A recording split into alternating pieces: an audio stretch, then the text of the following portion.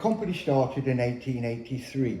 It started just up the bank up there in our mother town of Burleigh. I don't know if you know Stoke-on-Trent. It's made up of 6 towns.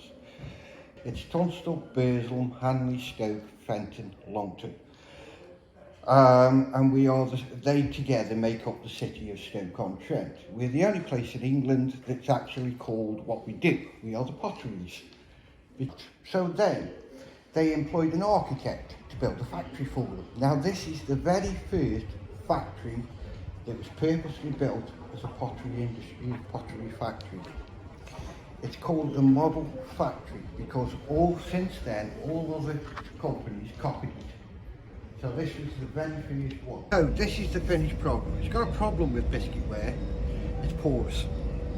So if I filled this with liquid, give it an hour, and it'll be empty and it'll be all over the table because it'll leak out. This is why ware is glazed. It seals it, makes it waterproof. But because this is porous, it's going to absorb patterns, colours, so it'll sink into it. What they found was that just makes one piece of paper. So what they found was, if they put the pattern on a cylinder, it makes it like wallpaper. You continuously run the paper through, run that over, and it's continuous pattern. Right, so this engraving here, these are hand engraved.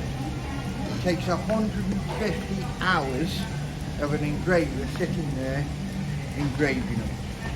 The last engraver worked on this factory, he retired when COVID hit. And so now, no more are going to be.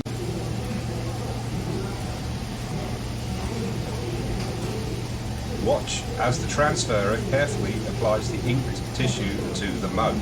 This will soon only be seen in a museum.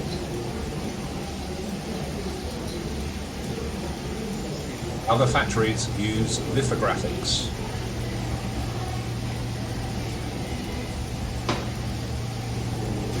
What she's going to do is going to make a load of it, and then the next step is a bit of brush the load of it. So it's just a bit quick. And as you see, you just cut off what you want. Slice it off, and then you'll run it down. Not too bad on a not 40 If you imagine a cheap moss or a cow creamer. A bit more complicated. Yeah. They do suffer from that one with the wrist being removed. Yep, and all over, every part you've got to go over with that. So they break the tissue paper down. You send it down that line here, this felt slab. There's 2 women at the end that hand wash everything as well. Make sure all the tissue is gone because you cannot put the tissue paper in the next kiln because it will contaminate the air and it will contaminate the ware. So all the tissue's got to go.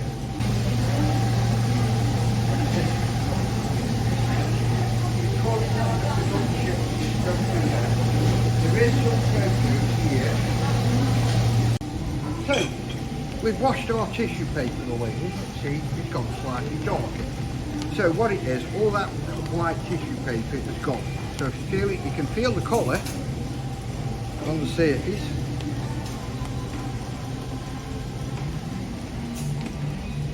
Yep. So they've got the pattern on, they've got rid of the tissue paper. It still can't be used, can't be dipped.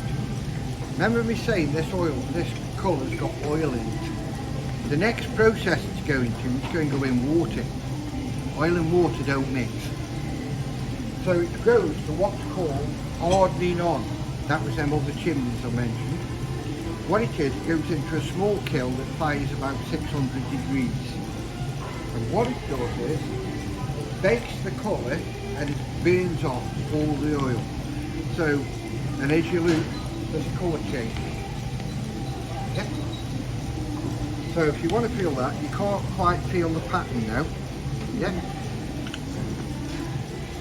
Yeah. So the oil's gone out of the colour and it's gone nice and smooth on the ware. So then it's going to go downstairs and it's going to be dipped in glaze. And then it's going to go through the filing paper. And we end up, and as you notice again, colour change. And we were saying about colours in the kiln.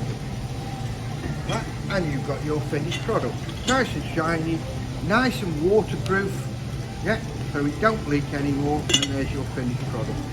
So that's how it's done.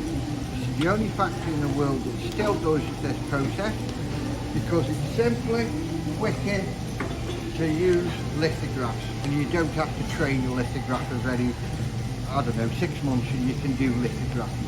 In fact, I used to do it on mugs on a machine. A machine used to do it. So that's how easy lithographs are. But you can understand with this process, but like I said, it's underneath the glaze. So that's the unique feature. You can never wash this pattern away. Thanks for watching. Thanks to the workers for allowing us into their place of work, and our very knowledgeable guide, John. Do you know anyone with this pottery skill? Let us know what you think of the video.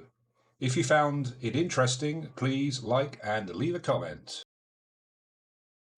Look out for more clips from the Middleport Factory Tour.